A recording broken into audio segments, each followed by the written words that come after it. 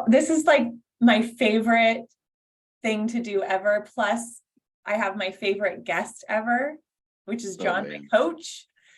And I'm so honored to be here with you, John. And we're going to mostly just let you talk because whatever you say is good. Like you just tell me what to do, or you listen and to what I think we should do with my business in my mind.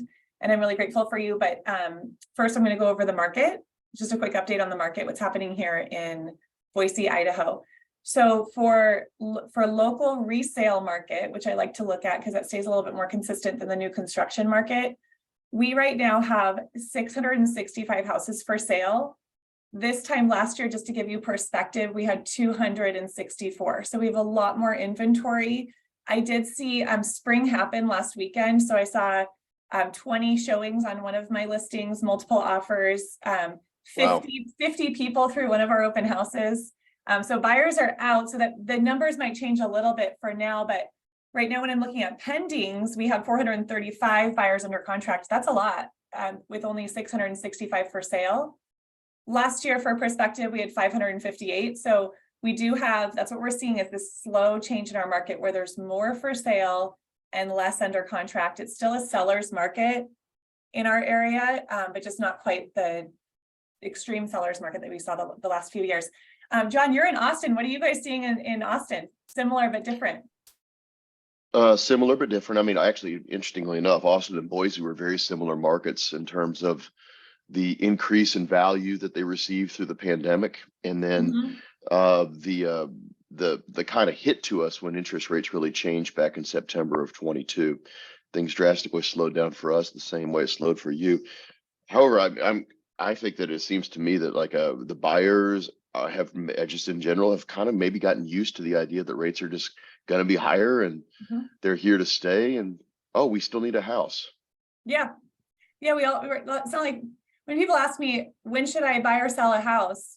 How's the market? I just ask them, well, do you need to buy or sell a house? And if they say yes, then let's figure it out. Let's figure out if you can afford it, and let's figure out if it makes enough sense to, like, if you have a good enough reason to do it, then you should do it. And I'm seeing the biggest shift is in agents' production. Some agents are doing really well, and some agents are really struggling right now. And you're a coach of realtors, so what are you seeing with the real estate population? Well, let me just return the question to you first, okay? For the two groups, the ones that are thriving, ones that are maybe not so much, what are you seeing as the primary differences in those businesses?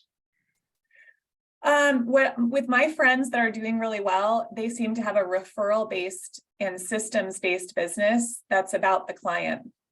Those guys are magnetic, attracting business.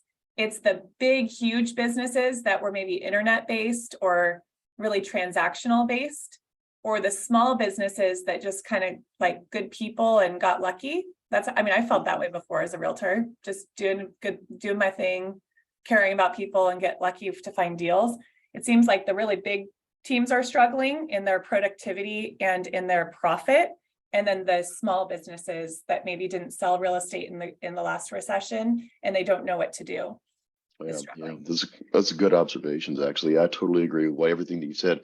I think the difference, looking at the teams level, like very similar to yours, the number one thing that these teams are able to offer potential buyers and sellers is really good perspective. The ones that as you know, I mean, Christina, we've talked about it multiple times. The interest rate goes up 2% and the sky is falling. We're in the historical average, right? We're still very, very low compared to where we've been for the last 30 years. So it's really, to me, it's kind of almost like a study in mass psychology. Is the interest rate goes up a little bit, everybody kind of like gets really fear-based and freaks out. And it puts the brakes on the market for several months. Once again, that's beginning to thaw a little bit. But the businesses, I mean, you're a perfect example. The businesses that do well during this time are the ones that are able to help a buyer or a seller see, hey, listen, there's a lot of fear out there. There's a lot of misinformation. There's a lot of things that aren't reality. Let's get back to why you need to sell a house, why you need to buy a house, and how still ultimately it's a good long-term move strategically for your family, for your net worth, for all the things that are important to you. And because it's unlikely that it's going to really drastically go right back down the same way that kind of that it went up. So yeah. The other thing that I think helps with that perspective, I love that perspective piece that you're seeing is consistent with your successful teams, is even perspective on what's happening in the market right now. So if somebody hires someone that sold 12 houses last year, the last house they sold was last month, and the market has changed since last month. And that is, so they either need to get like masterminding with other agents, or, put your heads together, find out what kind of deals they're getting with builders. My team knows about the deals we can get with builders right now because we sold with a builder last weekend, then we talk about it. Oh, I got 30K off with this builder. If you don't know that, you don't even know to do it. You just don't know what you don't know. And so I think what I'm noticing too with the agent population is we're going back to the basics of let's become skills based and learn again and help each other to get better and not just depend on our own one single brain. That's also what I love about my team, is that we can share and help each other put all of our brains together. Yeah, I mean, I think about your team and the depth of knowledge that's on your team, the depth of experience about working with so many things, and the other pieces that you mentioned, like they just changed with the market, right? I mean, 2 years ago, you couldn't get a builder on the phone, and now they won't leave the agents alone, right? Mm-hmm. So it really does take an agent team like yours that has understands how the dynamics in the market have shifted to really represent your buyers at the highest level possible, help your buyers take advantage of all the possibilities and the things that have changed since the market has changed. And new construction is such a perfect example of that. Mm-hmm. You've got to have people that know what they're doing and what's actually happening with these other businesses as well. It's a really good point. Yeah. And then there's contingencies, but let's not talk about real estate like that anymore. Let's talk about our brains. So how do you think that you help people? You know what I mean? Like, I guess, let me just start with how we found each other. I called my friend Joe Bogar, who was my first MAPS coach. And I said, I can't be coached on production anymore. I don't want to talk about listing appointments and lead generation. I need to fix like up here. So tell us about, how did you get to that point with your coaching, where you're really a transformational coach? I mean, Joe connected us after I said I need help with my brain and my mindset. So tell us about like your history and how you got started and how you help people with their minds. Yeah, ultimately, I think I was just talking to a good friend about this over the weekend, and it just kind of really came clear for me, is that everything really begins and ends with how we think. Our results in our business, our results in our life, our results in our relationships, our results with our finances, all the things that we want are either achieved through our thinking, or if we're not achieving them, the obstacle is our thinking. So I appreciate mindset. Mindset feels a little narrow for me. Mindset always feels like more like an attitude about something. Yeah. Whereas how we actually think about it, to me, is like our thinking about business, or our thinking about is kind of the more general term. So, and you and I have had a lot of production conversations around your agent business. We still talk about production, but yeah. We still talk about production a lot. But ultimately, though, here's the way I was thinking about it, is that I've kind of stopped putting stuff into buckets, right? It's not about transformational work or production work or XYZ work. It's really about anything that's in the way of you helping build the business that you want is fair game for us to talk about. Anything that's in the way of you helping the people that you want to help the way that you want to help them is fair game for us to talk about, right? Anything that's in the way of your health or your relationships or your family life that you want is fair game for us to talk about. So I sometimes it's thinking, and sometimes it's the solution, sometimes it's the plan, sometimes it's accountability. I mean, it can be anything, and this is for all of us too. But the more general question I invite all of us to really think about is, if we're at point A in any aspect of our life, if we're at point A and we want to be at point B, what's truly in the way? And then how are you working with a coach? How are you working with like a good friend that will really challenge you? How are you working with somebody in your family that helps you see those obstacles, that creates meaningful change and growth? And that's what I'm fascinated with. I mean, I'm fascinated with human beings in general, and the beginning and ending with our thinking. I'll just be repeating myself at this point. Does that make sense? Well, and if we can't see it or know something's possible, then we can't do it. And so you do a really good job with that. Gary Keller does a really good job with that, showing examples and models of that something is possible. Because otherwise we just go, well, I can't do that. That won't work. That's a bummer when someone says that to me. I'm just Right. like, I'm sad for them when they say that. But then because you coach some of the top teams in the country. So then you don't tell me like exactly in the weeds how to do everything. You just tell me, well, this team's setting 4 appointments a day. I'm like, oh, I didn't know you could do that. You know what I mean? So whenever we do that, there's a really good idea there.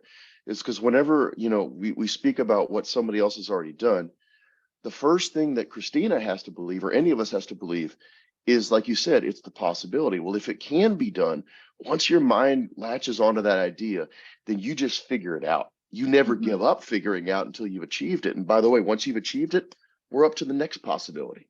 Yeah. That's what growth really looks like, if you think about it. What do you Figuring out. Go ahead. I'm sorry. What do you think is the biggest opportunity for business owners, leaders, and realtors right now? Like, what's the biggest challenge and greatest opportunity?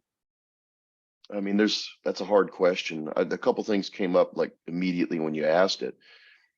Is to echo what you said just a moment ago. I think number one would be, if there's something that you want, look at who's already got it and model what they do. Model how they think about it. Model their attitudes about it. Model their leadership if it's involving other people, right? Take a look at what they've already done or what they're already doing, and just figure out the steps to recreating the recipe yourself. Right? It's not some magic kind of spell that they have that causes them to be able to do that. It is everything. If you break it down and treat it more like a science, you can figure out the formula, you can figure out the recipe. I think the other thing, especially in both the real estate market and then just in general in any kind of a economic downturn or recession, is to become highly aware of, in tune with where we might be thinking in fear versus thinking in strategy. That's a big one, right? If we all become aware of where fear or stress or frustration may be showing up, that keeps us from like putting our head down and just going for what we want. That's a big one. How do you do that? Kind of the first step is awareness, right? I mean, all of us can tell when we're feeling stress. All of us can tell when we're feeling anxiety about what may be happening, right? And just taking a second. I was even in reflection myself around this very thing this morning. So taking a second, becoming aware of it. And then I personally have 2 questions that I use on a daily basis about a dozen times. And I was journaling on one of them this morning. Actually, both of them, now that I think about it. And when I do sense fear or nervousness or anxiety about something, the first question I ask is, in this situation, what's the opportunity? I'm writing this down for everyone. Okay. In this situation, what's the opportunity? If we could see the opportunity, typically we relate to the situation differently. We become more resourceful. Our emotions get more aligned with our intentions. We figure out what we want. We start taking steps towards it. It's a pretty cool little trick. The other one I ask all the time is a gratitude question, which is, how is the situation happening for me? A lot of people like to think about situations happening to you. It's easy for a housing market to happen to us or a recession to happen to us. Okay, well, the recession is the recession, or the housing market is the housing market. How is it happening for us? Well, all of a sudden it gives me the opportunity to see where I can increase my skills. Or it might be the opportunity to help my buyers and sellers understand perspectives that I haven't had to teach them or train with them or say to them for the last 5 or 6 years. So it really becomes what's never changed is the market itself or the situation. What has changed, though, is the way that we see it, the way that we relate to it. And it's in that perspective, back to that word again, that everything changes for us. So become aware of the fear, the stress that we might be carrying, the anxiety about anything really. And then consider these 2 questions or any other kind of perspective questions that help us gain an advantage from it, gain something from it. Does that make sense? I feel like we just had a coaching call. That was really good. Now other people can benefit from that. And I wrote down the 2 questions for people to journal or contemplate around. That was awesome. You need to go and I need to go to our next meeting, but is there one last thing I should have asked you that I didn't ask you, or one last thing you would want to say? No, I mean, I think I just like to, I just like to give an acknowledgement to you, and maybe this is the format for that. Maybe this is not. I'm going to do it anyway. Okay. It should, because I think about you, and I think about how much you care about people, how much you care about helping them to achieve their dreams and their goals. And quite frankly, every person that I work with, every person that I quote unquote coach, I'm also coached by.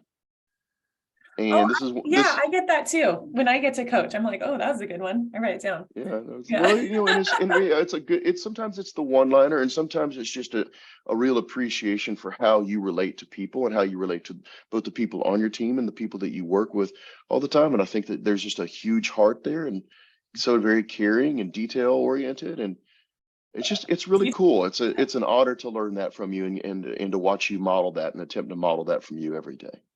Thank you. I'm very, very grateful for everything you've done for me and our business and my family. So thank you for being my coach. 100%. Thank you for being my partner. Thank you. All right. Okay. Well, I know like you have like such a busy day, and I'm so grateful for the time that you gave us. I'm really hopeful that hundreds or thousands of people watch this so that their mindset around fear and transformation can be a little bit, uplifted today. So thank you very much, John, for everything you do. I appreciate you. Anytime. I appreciate you. Bye-bye.